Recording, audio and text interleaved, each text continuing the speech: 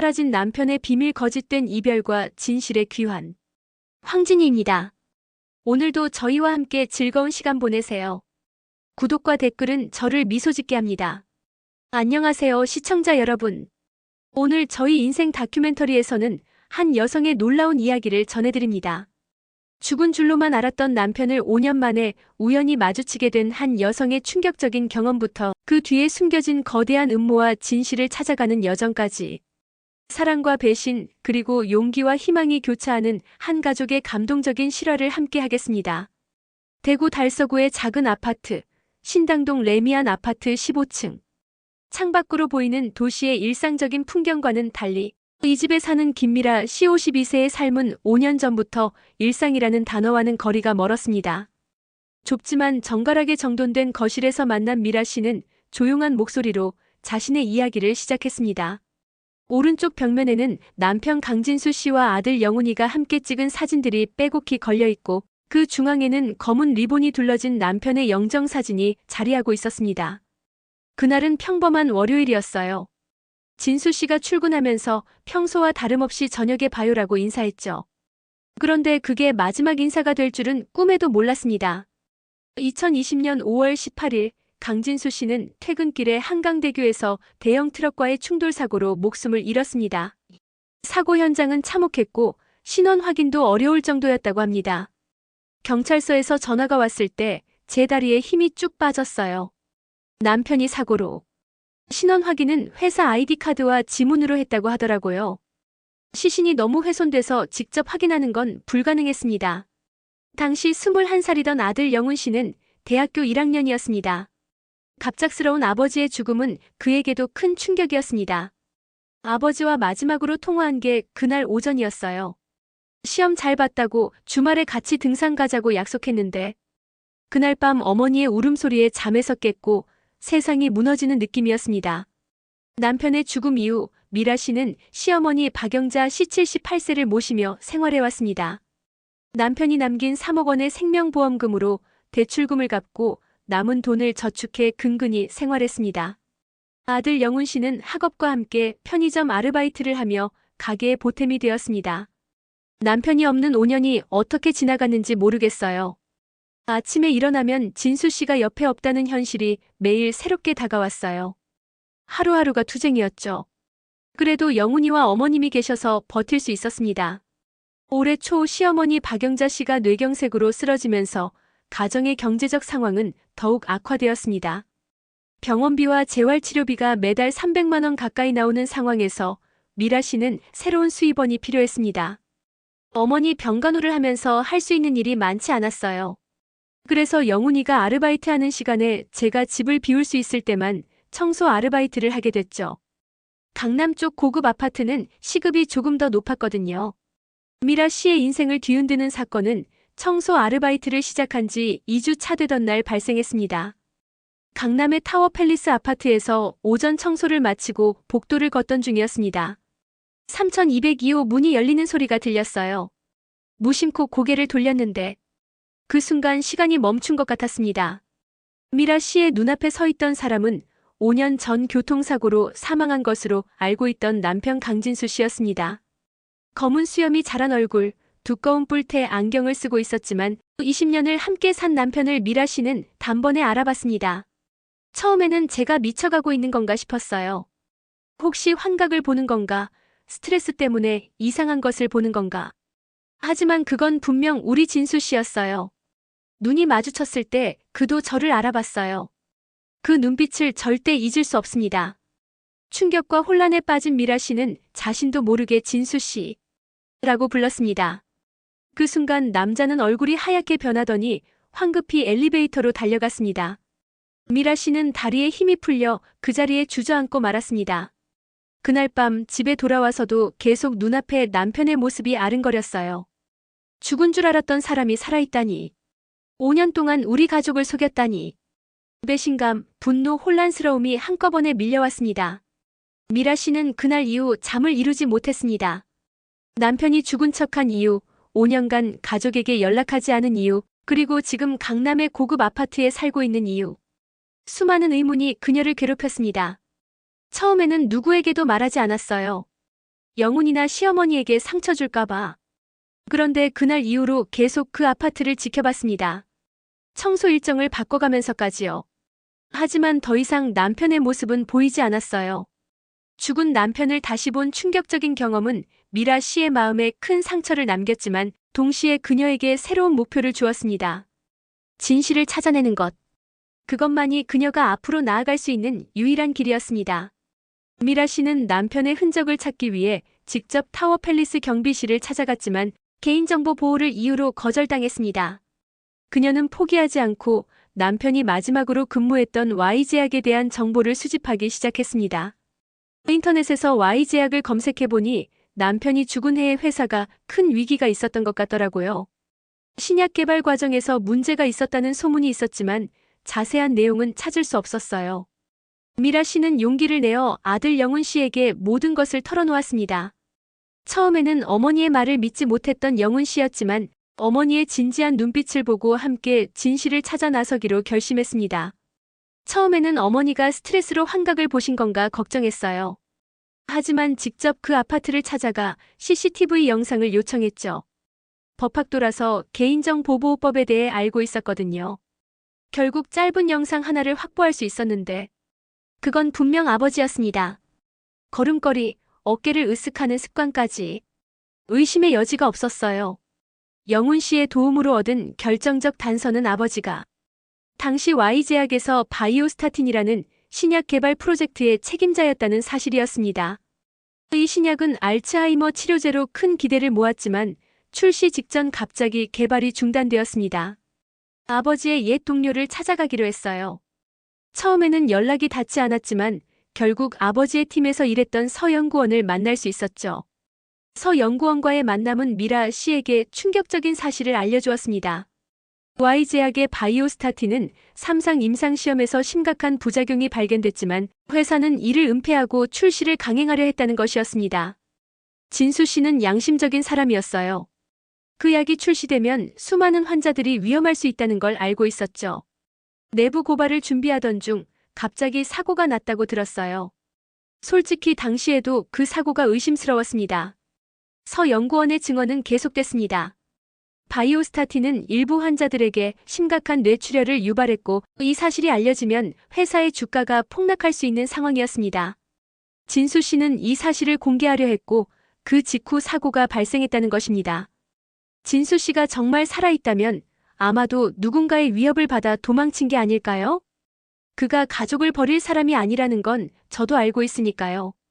미라 씨는 서 연구원의 증언을 들은 후 남편이 가족을 지키기 위해 자신의 죽음을 연출했을 가능성을 처음으로 생각하게 되었습니다. 그러나 아직 확실한 증거는 없었고 더 많은 조사가 필요했습니다. 남편의 회사 동료가 알려준 정보를 바탕으로 저희는 바이오스타틴 임상시험에 참여했던 환자들을 찾아보기 시작했어요. 그리고 마침내 한 환자의 가족을 만날 수 있었죠. 임상시험 참가자였던 김 씨의 가족은 충격적인 이야기를 들려주었습니다. 바이오스타틴 투약 후 김 씨는 심각한 뇌출혈로 의식불명 상태에 빠졌고 Y제약은 이것이 약물과 무관하다고 주장하며 책임지기를 거부했다는 것입니다.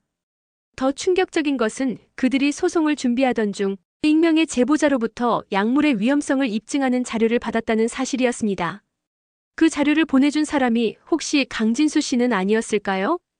그분이 회사에서 내부 고발을 준비하던 분이라는 말을 들었는데 진실에 가까워지면서 미라 씨와 영훈 씨에게 이상한 일들이 발생하기 시작했습니다.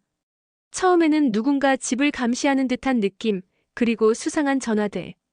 어느 날 밤 퇴근하고 돌아오는데 검은색 승용차가 저를 따라오는 것 같았어요. 처음에는 기분 탓인가 했는데 다음 날도 그 다음 날도 계속됐습니다. 그리고 어느 날 집에 도착했을 때 현관문이 살짝 열려 있더라고요. 안에는 아무것도 없었지만 누군가 다녀간 흔적이 있었습니다. 영훈 씨 역시 비슷한 경험을 했습니다. 대학교 수업을 마치고 나오는데 낯선 남자 둘이 그를 기다리고 있었습니다. 그 사람들이 다가와서는 어머니가 위험한 일을 하고 있다. 그만두라고 전해라라는 말만 하고 사라졌어요. 바로 어머니께 전화했죠. 정말 무서웠습니다. 그리고 얼마 후 결정적인 사건이 발생했습니다. 미라 씨가 홀로 시장을 다녀오던 중 갑자기 검은 차가 멈춰 서더니 두 명의 남자가 그녀를 강제로 차에 태우려 했습니다. 다행히 주변 시민들의 도움으로 미라 씨는 위기를 모면했지만 그 공포는 오래 남았습니다. 그때 처음으로 이 일이 단순한 의문이 아니라 정말 위험한 상황이라는 걸 깨달았어요. 하지만 동시에 누군가가 저희를 위협한다는 것은 우리가 진실에 가까워지고 있다는 증거이기도 했죠. 미라 씨와 영훈 씨는 경찰에 신고했지만 증거 부족으로 수사는 진전되지 않았습니다. 오히려 경찰은 Y제약의 변호사가 연락해온 것을 알려주며 회사의 명예를 훼손하는 행위를 중단하라는 경고를 전했습니다. 저희가 회사 이름을 언급한 적도 없는데 경찰에 Y제약 변호사가 연락했다는 건 누군가 저희를 감시하고 있다는 증거였습니다. 두려움 속에서도 미라 씨와 영훈 씨는 포기하지 않았습니다. 그들은 남편이 살아있고 그가 중요한 진실을 알고 있다는 확신을 갖게 되었습니다. 이제 그들은 더 조심스럽게 하지만 더 확고한 의지로 진실을 찾아 나섰습니다. 그 시기에 저희는 Y제약의 전 임원이었던 분을 만나게 됐어요. 그분은 회사를 떠난 후 제약업계를 떠났는데 양심의 가책 때문이었다고 해요. 전 임원 박 씨는 충격적인 증언을 했습니다. Y제약의 바이오스타틴 프로젝트는 회사의 사활이 걸린 사업이었고 주요 투자자들이 이미 막대한 자금을 투입한 상태였습니다. 임상시험에서 문제가 발견됐지만 경영진은 이를 무시하고 출시를 강행하려 했다는 것입니다. 강 팀장이 반대했어요. 증거를 들고 이사회에 직접 보고하겠다고 했죠. 그날 저녁 사고가 났다는 소식을 들었습니다. 너무 의심스러운 타이밍이었죠. 박 씨의 증언은 계속됐습니다. 회사 내부에 강 팀장의 연구 자료를 없애라는 지시가 내려왔어요. 하지만 이미 늦었죠. 강 팀장은 모든 자료의 복사본을 만들어 두었던 겁니다. 미라 씨와 영훈 씨에게 결정적인 단서가 찾아온 것은 Y제약 전 임원과의 만남 이후였습니다. 영훈 씨는 아버지의 옛 물건들을 정리하던 중 우연히 이상한 점을 발견했습니다. 아버지의 낡은 서류 가방을 정리하고 있었는데 바닥에 이중으로 된 부분을 발견했어요. 그곳에는 작은 USB가 숨겨져 있었습니다. 그 USB 안에는 암호화된 파일들이 있었고 영훈 씨는 컴퓨터 공학을 전공하는 친구의 도움을 받아 파일들을 열어볼 수 있었습니다. 그 안에는 바이오스타틴의 임상시험 원본 데이터와 강진수 씨가 남긴 일기장 파일이 있었습니다. 아버지의 일기를 읽는 순간 눈물이 멈추지 않았어요. 아버지가 얼마나 괴로워했는지 그리고 우리를 얼마나 사랑했는지 모든 게 담겨 있었거든요. 강진수 씨의 일기에는 충격적인 내용이 담겨 있었습니다. 바이오스타틴은 치매 환자의 인지 기능을 일시적으로 개선시키는 효과가 있었지만 약 18%의 환자에게 치명적인 뇌출혈을 유발했습니다. 그러나 Y제약의 경영진은 이 결과를 조작하여 부작용 발생률을 3% 미만으로 축소 보고했다는 것입니다. 5월 15일 오늘 최종 보고서가 이사회에 제출됐다. 조작된 데이터로 가득 찬 보고서다. 내일 아침 식약처에 직접 원본 데이터를 제출할 예정이다. 이야기 시장에 나오면 수천 명의 환자가 위험해질 수 있다. 내 양심이 허락하지 않는다. 5월 17일 오늘 이상한 전화를 받았다. 누군가 내 가족을 해치겠다고 협박했다. 경찰에 신고했지만 증거가 없다고 한다. 불안하다. 미라와 영훈이가 걱정된다. 5월 18일 오늘 퇴근길에 검은 차가 계속 따라왔다. 정말 위험한 상황인 것 같다. 중요한 결정을 내려야 할 때가 왔다. 가족을 지키기 위해서라면 무엇이든 할 준비가 되어 있다. 이 일기는 5월 18일, 즉 강진수 씨가 사망한 날에 끝났습니다. 그러나 USB에는 추가 파일이 있었는데 그것은 강진수 씨가 자신의 죽음을 연출한 이후에 작성한 편지였습니다. 사랑하는 미라와 영훈에게. 만약 너희가 이 글을 읽고 있다면 나는 살아있다. 그리고 너희에게 정말 미안하다. 가족을 두고 사라진 나를 용서할 수 없을 테지만 이것이 너희를 지킬 수 있는 유일한 방법이었다. Y제약은 내가 가진 자료 때문에 나를 제거하려 했고 너희까지도 위험에 빠뜨릴 수 있었다.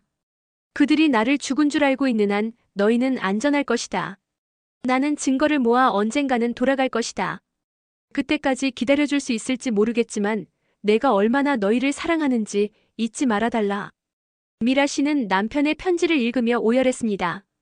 5년간의 의문이 풀리는 순간이었습니다. 분노와 배신감보다는 안도와 사랑이 그녀의 마음을 채웠습니다.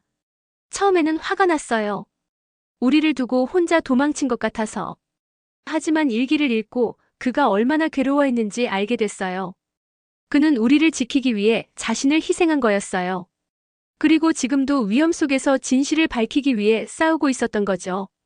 진실을 알게 된 미라 씨와 영훈 씨는 Y제약의 불법 행위를 폭로하기로 결심했습니다. 그들은 강진수 씨의 USB에 담긴 데이터를 언론에 제보하기 위한 준비를 시작했습니다. 저희는 아버지의 동료였던 서 연구원과 함께 자료를 정리했어요. 그리고 믿을 수 있는 의료 전문 기자를 찾아 모든 증거를 전달할 계획을 세웠습니다. 그러나 그들의 움직임은 이미 Y제약에 감지된 상태였습니다. 미라 씨의 집 주변에는 더 많은 수상한 차량들이 나타났고 그들의 전화는 도청된 흔적이 있었습니다. 위험이 임박했음을 느낀 영훈 씨는 어머니와 할머니를 안전한 곳으로 피신시키기로 결정했습니다. 그는 대학 선배의 별장을 빌려 두 분을 모시고 떠났습니다. 어머니와 할머니를 모시고 강원도로 떠나는 날 처음으로 아버지로부터 연락이 왔어요. 익명의 이메일이었지만 그건 분명 아버지였습니다. 강진수 씨의 이메일에는 충격적인 내용이 담겨 있었습니다. 그는 이미 미라 씨와 영훈 씨의 행동을 알고 있었고 그들이 위험에 처했다는 것도 알고 있었습니다. 그리고 그는 자신이 모든 것을 해결하겠다는 결심을 전했습니다. 너희가 위험해진 것은 내 책임이다. 이제 내가 모든 것을 끝내겠다. 미라야, 영훈아, 내가 얼마나 너희를 사랑하는지 잊지 말아라.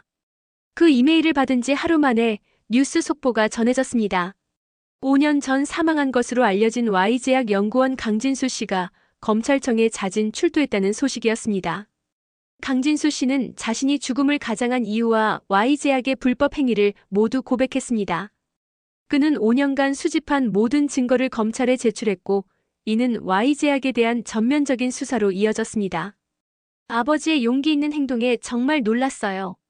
자신의 안전보다 진실을 선택하셨죠. 그리고 무엇보다 우리를 위험에서 보호하기 위해 스스로 나서셨다는 사실이 가장 감동적이었습니다. 강진수 씨의 폭로는 제약업계에 큰 파장을 일으켰습니다. Y제약의 주가는 폭락했고 회장을 포함한 고위 임원들이 구속되었습니다. 바이오스타틴 임상시험 데이터를 조작한 혐의, 내부 고발자 협박, 증거인멸 등 수많은 범죄 혐의가 드러났습니다. 강진수 씨는 검찰 조사를 받은 후 구속되었지만 그의 내부 고발자로서의 용기와 공익을 위한 행동은 많은 사람들의 지지를 받았습니다. 시민단체들은 그의 석방을 요구하는 서명운동을 벌였고 언론은 그를 양심의 영웅으로 보도했습니다. 처음 뉴스를 봤을 때 너무 충격적이었어요. TV에 비친 남편은 수염도 기르고 많이 야위어 있었지만 그의 결연한 표정은 5년 전과 다름없었습니다. 그 순간 정말 자랑스러웠어요. 미라 씨와 영훈 씨, 그리고 시어머니 영자 씨는 즉시 서울로 돌아와 강진수 씨를 만나기 위해 노력했습니다. 그러나 검찰 조사가 진행 중이라 면회는 쉽지 않았습니다. 아버지를 처음 뵙게 된 건 구속된 지 일주일 후였어요. 유리창 너머로 아버지를 봤을 때 울컥했죠. 5년 만에 재회였지만 유리창 하나를 사이에 두고 아버지도 저희를 보자마자 눈물을 보이셨어요. 강진수 씨의 용기 있는 고백과 제보로 Y제약 사건은 신속하게 진행되었습니다. 검찰은 약 3개월간의 수사 끝에 Y제약 회장과 임원들을 기소했고 강진수 씨는 내부 고발자 보호제도에 따라 모든 혐의에서 면제받고 석방되었습니다. 남편이 석방되던 날 저희 가족 모두 법원 앞에서 기다리고 있었어요. 시어머니는 아들을 다시 볼 수 있다는 기대에 밤새 잠을 이루지 못하셨죠. 영훈이도 너무 긴장한 나머지 말수가 적어졌고요. 법원 앞에 모인 많은 기자들과 시민들 사이로 강진수 씨가 나타났을 때 미라 씨는 5년간의 그리움과 기다림이 한순간에 폭발하는 것을 느꼈습니다. 진수 씨가 법원 문을 나서는 순간 저도 모르게 달려갔어요. 5년 만에 그의 품에 안겼을 때 모든 고통과 의문이 씻겨 내려가는 것 같았습니다. 그의 품은 여전히 따뜻했고 그 순간만큼은 지난 5년이 꿈만 같았어요. 시어머니 영자 씨는 아들을 보자마자 그 자리에 주저앉아 울음을 터뜨렸습니다. 아들의 죽음을 받아들이고 5년을 살아온 노모에게 아들의 귀환은 기적과도 같은 일이었습니다. 어머니가 아들을 부둥켜 안고 우시는 모습을 보니 정말 가슴이 아팠어요. 뇌경색으로 반신마비가 있으셨는데도 그 순간만큼은 온 힘을 다해 일어나 아들을 껴안으셨거든요. 영훈 씨는 5년 만에 아버지를 다시 만나 복잡한 감정을 느꼈습니다. 기쁨과 안도, 그리고 약간의 원망이 뒤섞인 감정이었습니다. 솔직히 처음에는 아버지께 화가 났어요. 왜 저희에게 진실을 알리지 않으셨는지. 하지만 아버지의 눈물 어린 사과를 듣고 그 모든 감정이 녹아내렸습니다. 아버지는 저희를 지키기 위해 자신을 희생하셨고 결국 올바른 선택을 하셨으니까요. 가족의 재회는 많은 언론의 주목을 받았지만 강진수 가족은 조용히 언론의 스포트라이트를 피해 고향 대구로 돌아갔습니다. 그들에게는 5년의 시간을 메우고 서로를 다시 알아가는 시간이 필요했습니다. 처음 집에 돌아왔을 때 낯설었어요. 5년 동안 혼자 살면서 모든 것을 스스로 결정하고 책임져 왔는데 갑자기 남편이 돌아오니. 하지만 그건 좋은 낯설음이었죠. 우리는 마치 새로 만난 연인처럼 서로를 다시 알아가기 시작했습니다.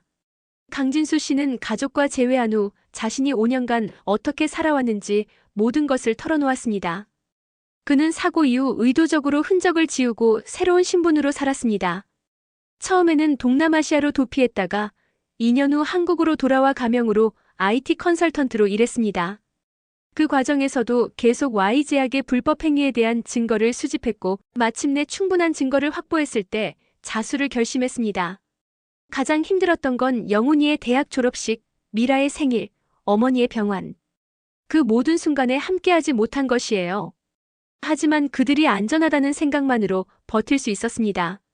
강진수 씨의 폭로로 Y제약의 부정행위가 드러나면서 바이오스타틴 임상시험의 피해자들도 정당한 보상을 받게 되었으니